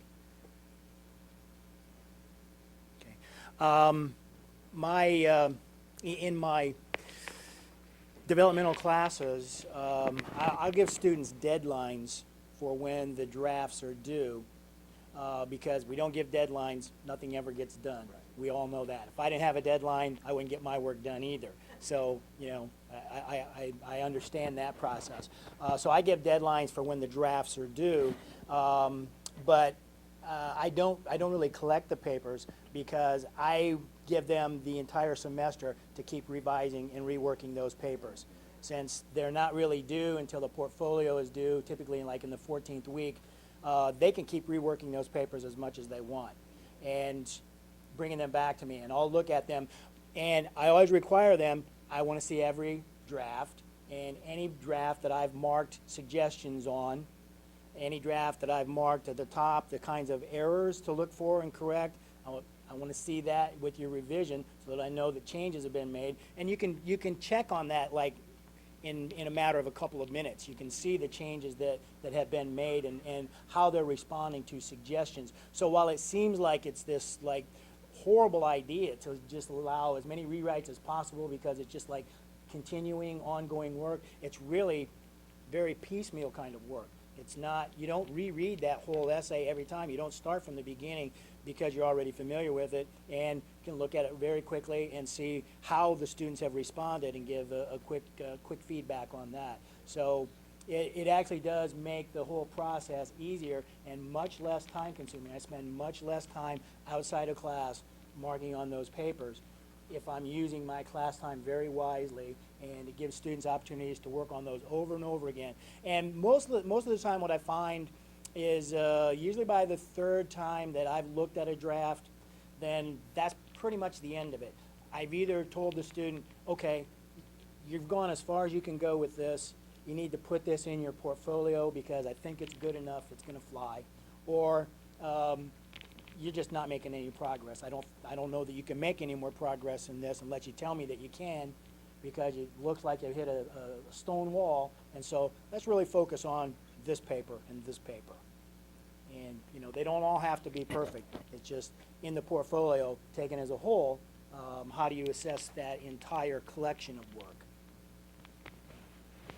John? I was just wondering, in your O3 classes, you may have what percentage of your students go on to be in 111? My O3 students? Well, and everybody's. The statistics that we have, it's somewhere around a little over half of the students go from O1 into O3. Yeah.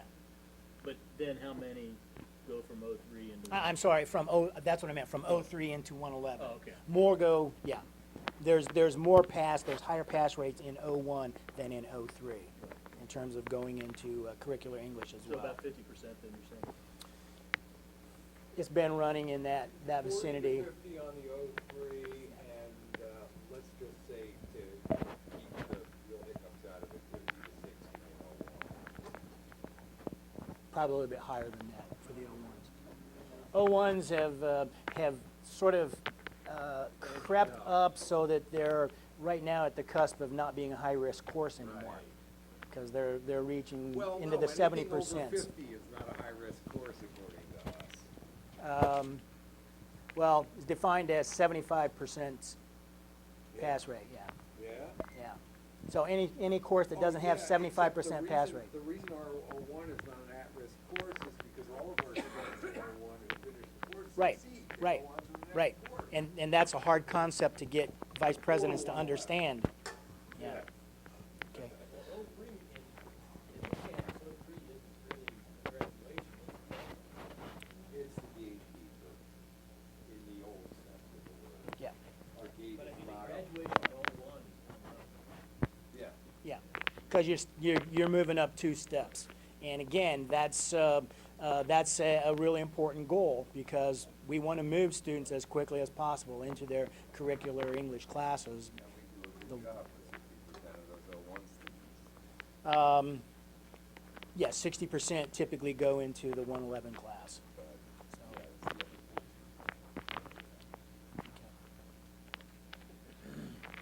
other handling paper load, a lot of that has to do also with the degree to which and how we intervene on those papers. And like to just maybe let's share some of the ways that we do that, that we're maybe not happy with, or the ways that we are happy with. I thought Lisa had a good idea, like having that slip of paper on there and the different things. I think that's a real time saver. It's great, and with O1, we have a draft, I'll do that, and I use a checklist for the rough draft, and then I use a rubric that's more of a checklist for the final draft, and then I tell them they can come back to the office with revisions until the portfolio's due. In 111 and 112, I have a checklist, and I have a number of required conferences, one in class and one out, and then I tell them that they will do a better job on a final draft if they can make it in during office hours, and a surprising number do come see me for every draft, but I can't make every rough draft and final draft in 111 and 112 as well. It's just overwhelming. The O1 nearly kills me. So that checklist, when I do get to see them, I'm able to read through the draft and hit the highlights, the major points in each paper, and give them quick feedback, and then I can talk about specific issues in some of the papers. and that works really well. And of course, rubrics for the final drafts, but I've been using those since Appalachian State. So, I mean, they trained us with those. So that checklist cuts a lot of time out. I had an interesting experience with my rubrics this semester. I changed them from scoring each element of the rubric from 1 to 4 to yes and no on different elements. They don't work as well. They don't work as well because the students, you know, what do you mean I didn't do this before? Oh, I need more of this. That is interesting. Doris? I was just gonna ask Lisa if she would share that checklist. It's on our thing. Oh, is it Yeah, you haven't been in yet. I haven't been, oh, so is it already there? No, that was my grammar list. I do grammar list. Yeah. Thanks, Lisa. Right, and we are going to do that. The last 15 minutes that we spend together, I want us all to access that Blackboard site because not everybody is as conversant with Blackboard as everybody else is. But we have a couple of folks in here that are pretty good at Blackboard, at least one. Okay. Okay, so we've got a couple of folks that are pretty good at Blackboard. Smart classroom. Until next semester. Okay. She makes the classroom smart, yes. So we will do that, and that's a way, and I also wanted to explain why we're using the Blackboard site and a couple of my goals with that. The Blackboard site that we're using is not one that I made for this particular function solely, but rather I added us to the VCCS Developmental Ed Blackboard site that the VCCS created as a way of starting to develop the content of the VCCS Developmental Ed Blackboard site so that people do have reasons to go there. And so as we're posting our assignments, which the assignment is basically after every session I want you to do that self-assessment thing, what did I get out of this, that kind of thing, and also to post one of your assignments, one of your best practices, or one of your concerns based on whatever the subject matter was that we talked about on the Blackboard site, and just a couple hundred words or whatever you want to put up there. If you want to share some assignments, this is a good way to do that. The kind of handouts that we give, you got those in electronic form. Let's load those up into Blackboard. They'll be there available for all of us to share, and also if you choose not to take them out of there, they'll be there sort of in perpetuity on the Developmental Ed website. So this is a good way to start filling in that content of that basically empty vase. The other thing that I will do separately from the Blackboard site is I'm going to develop a web page in support of this class, so that when you have resources, online resources that you want to share, I'll put those on the website rather than loading everything into Blackboard, so that in order to have quick access to some of the resources that we want, so we don't have to always log into Blackboard. If there's just a separate web page, you can mark that on your browsers, and any resources that we share with each other, I'll just add it to that web page. But it's... Everybody else can just... It is, but it's something that needs to be done. Okay. Looking at the direction that the VCCS is going, this is just something that needs to be done. We need to share more, we need to develop more shared resources, and then that's a wide open access. And I'm more comfortable with doing web pages than Blackboard. So, Teresa or John, did you have a question, or I thought I saw a hand go up back here? Oh. I'm just listening to where everybody does things differently, because I can't handle so many papers as far as rough drafts and so forth. So my peer reviews Yes. come back bad.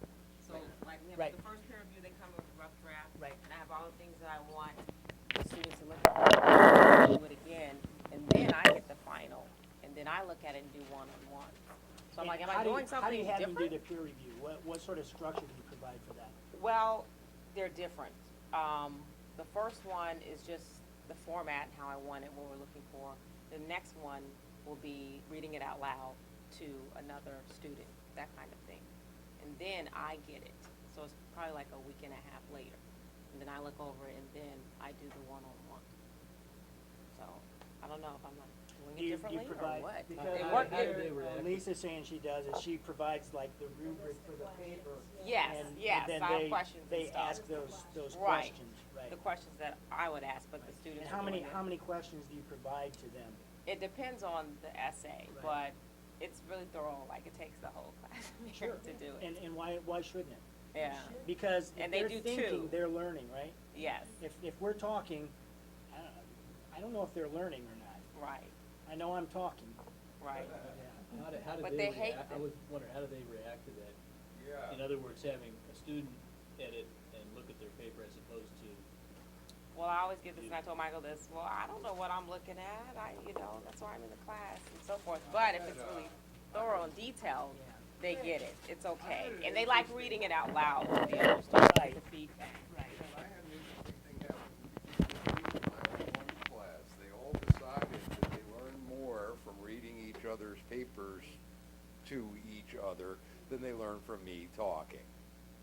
Well, duh. I was just gonna say that before I get to my first peer review, I've done a lot of community building, and my students are comfortable in the classroom. They don't feel like they're at risk. They feel safe. And I make sure that they move around the room in their peer, not on the same day, but with different papers. They work with different people, because I think everybody they work with, they're gonna learn something differently. So I do a lot of trust building in community. And John, I interpret your question, your concern to be about those editing skills that they haven't really developed yet. And that is a dicey issue. And I think what I'm hearing Doris and Denise say, and what I do is in the peer review, I have them focus on content, particularly in the first half of the class, because everybody can read and everybody can, understand things as a reader. You either get it or you don't, and you know what's working or what's not as a reader. And the things that I have them do when they're giving each other feedback on editing skills, it's at a much less, I don't know if I want to call it less sophisticated or less exacting level than the content kind of feedback that they get. yeah, and I it seemed to me like I have one class that's kind of, well, but we don't know how to edit, we Right. want you to look at it. Right. And yet, I think, there are a couple things. One, just like Denise said, there's a paper load thing. I mean, Yes, looking yes. at every single draft for every class is like, I don't think that should be done, although it sounds like some people are doing it. But the other thing is, looking at somebody's writing is also a learning process. Yes, for that editor. yes. And that's what, I think some of them are kind of agreeing to that now, but it took a couple of those peer review sessions. to Sure. get people thinking that, hey, I can actually not only help this person who's writing, but I can learn from this person, and what I'm looking for will improve my writing as well. Right. But, I had to kind of hammer that home, they weren't that cool on that. They wanna meet with me, I did Right. what Mike suggested, I cancel class for next week, I'm gonna meet with everybody individually, and they're all excited about that, they think that's just great, so. It is great. We'll see, we'll see, I guess. What they've learned in order to know that they've learned it. So anytime that we do that, what did you get from this process? That's a very valuable thing that we add to their process. Ivan, you had something to add? I would say, if I do a peer review like that, often I'll make up a paper or use a paper and change it around, and we'll all do it together with that peer review sheet beforehand. So they do get to see model the process. the way yes. Yeah. I would do it, so they don't feel as if I'm not giving any. Mary Ellen. Rick, what we're all talking about is really using some phase of the cooperative learning program, and it just works. It It's does. one of the most indispensable things I've been taught, and It does. I use it over and over again. I do not only, I do peer conferencing, whether we're doing a base group or knee group, and it just works. It helps them feel comfortable in class, and I give them the principles and let them kind of chew on it between themselves. It just, I agree with everybody what they're saying here. Right, right. Cooperative learning works because each student has a specific function, a specific role. There's individual accountability as well as group accountability, and they take off with it because students like to be experts. As a teacher in high school, we had pre-tests at the beginning of every year. Well, I was on the FIPSE, the Fund for Post-Secondary. I took the same precept as a FIPSE evaluator. You have to do anchor papers, you have to learn the rubric, and you have to score. Well, I did that every year at the very beginning of the school year, taught my students the SOL rubric, taught them the domains. We did anchor, we did calibration, and I put them in groups. Each student was in a group, a domain. They understood how to score. They had to unbiasedly score, and they had to justify why they gave it a score. Even they scored their own papers. And the true way to make it the best way of finding errors, giving it a score, understanding the whole process would be that every student would have an opportunity at some point in the year to be on every domain. And so that they would understand each domain. Now, I understand, I've been given from my department chair in Norfolk a VCCS rubric, writing rubric, that there is a rubric that you can use. Teach them how to score. They understand then how to grade, because they understand then how to edit themselves, how to evaluate themselves, how to evaluate one another. Then they really do understand. They do understand how to peer edit if they understand the end result, because then they will understand, well, mechanics is not a grammar problem. I don't score for mechanics if I am scoring for this. I don't score for this. I am only looking for this one thing, and that's all I do. And I don't care if it's Pat here. I have to forget Pat's name is on that paper. I am only looking for this, and this is all I'm looking for.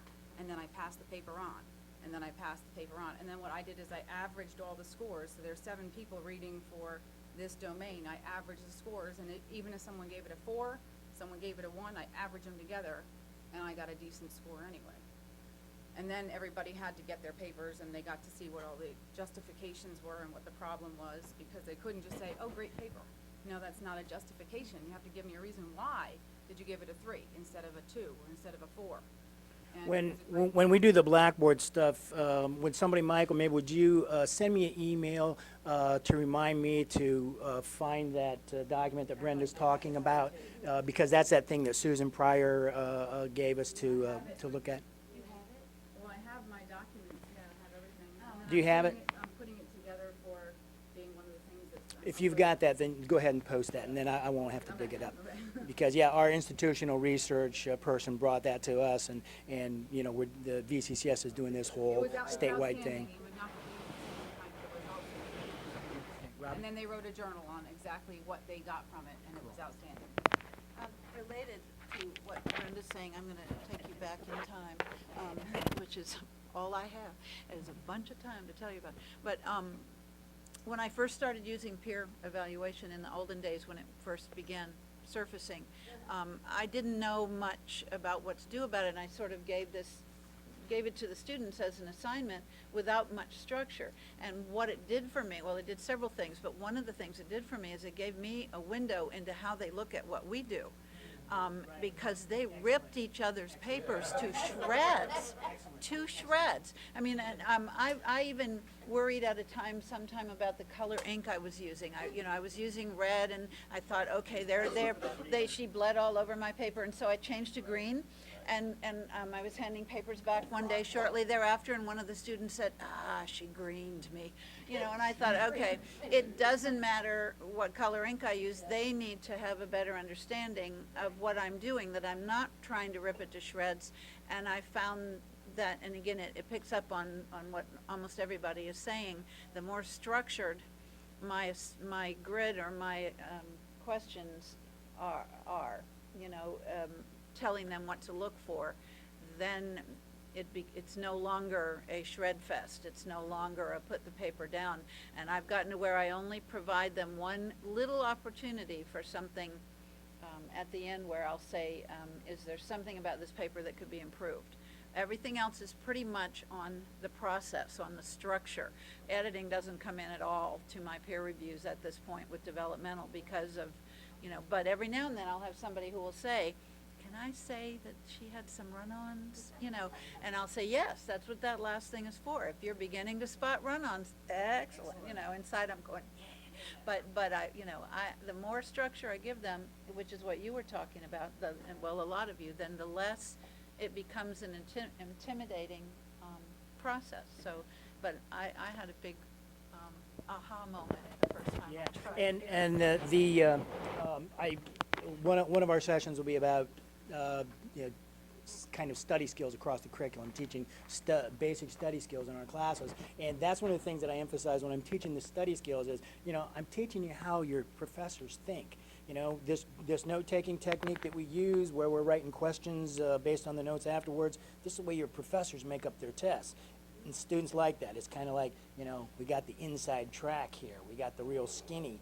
This is how the professionals do it. And they students like to be experts. They like to think that they've got something to teach. And the thing about it is they do. If we teach them how to do it, then they do have something to teach.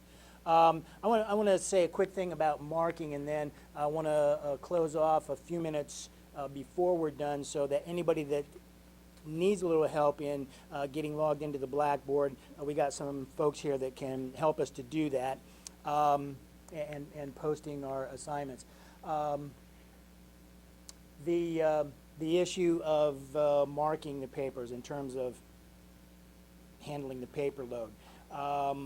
And maybe we don't have enough time to discuss this at great length, but something I want to think about and maybe to get back to, how much and how heavily do you mark those papers, and in what ways do you mark those papers in your developmental classes? And I'm going to answer that question for myself before I ask a couple other folks to answer that question.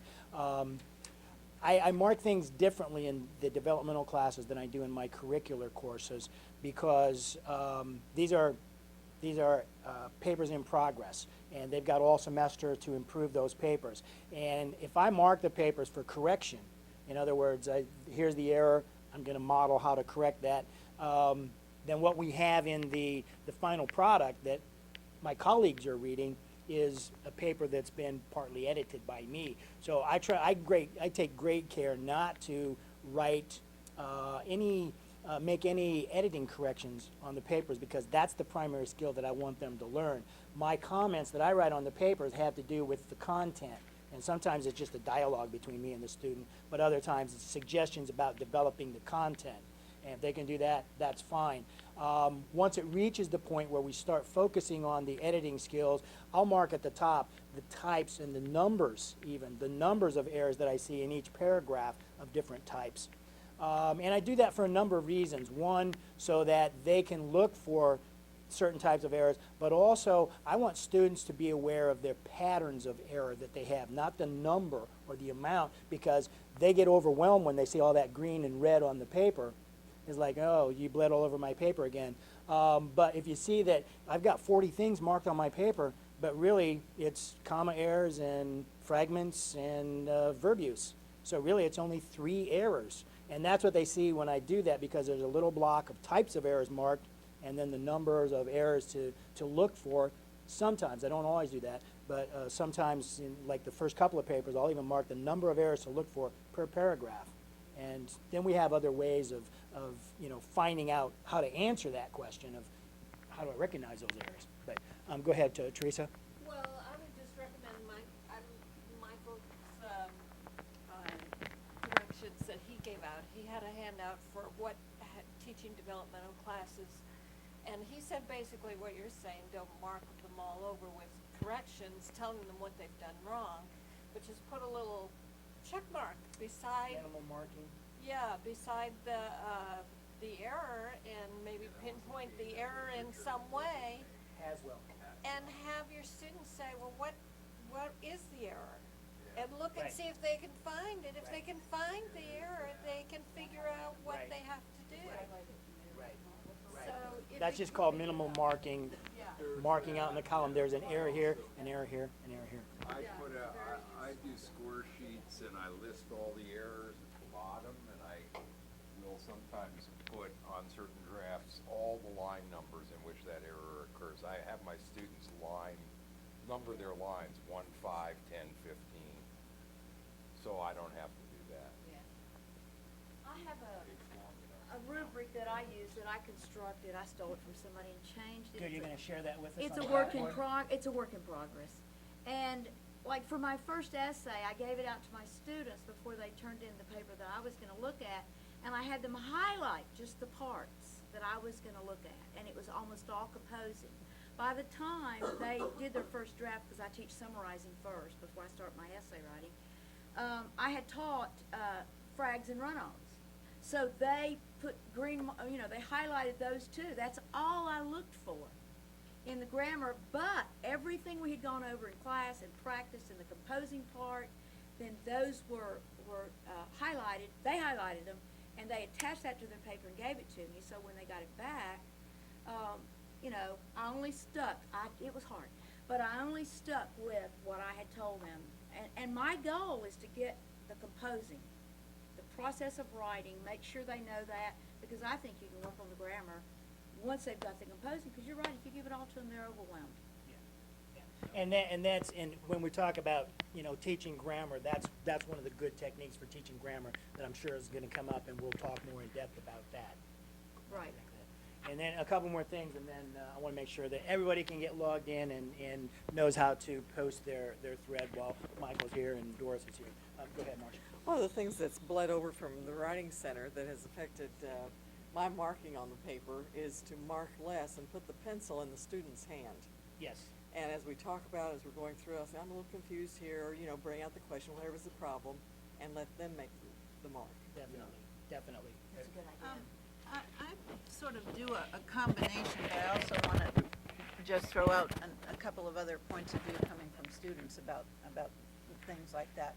But I give first of all, I mark everything, because they come back at me later with the second draft or the next revision and say, you didn't mark that before, and they're ticked off about it. And so that's just the other side, one other side of the coin.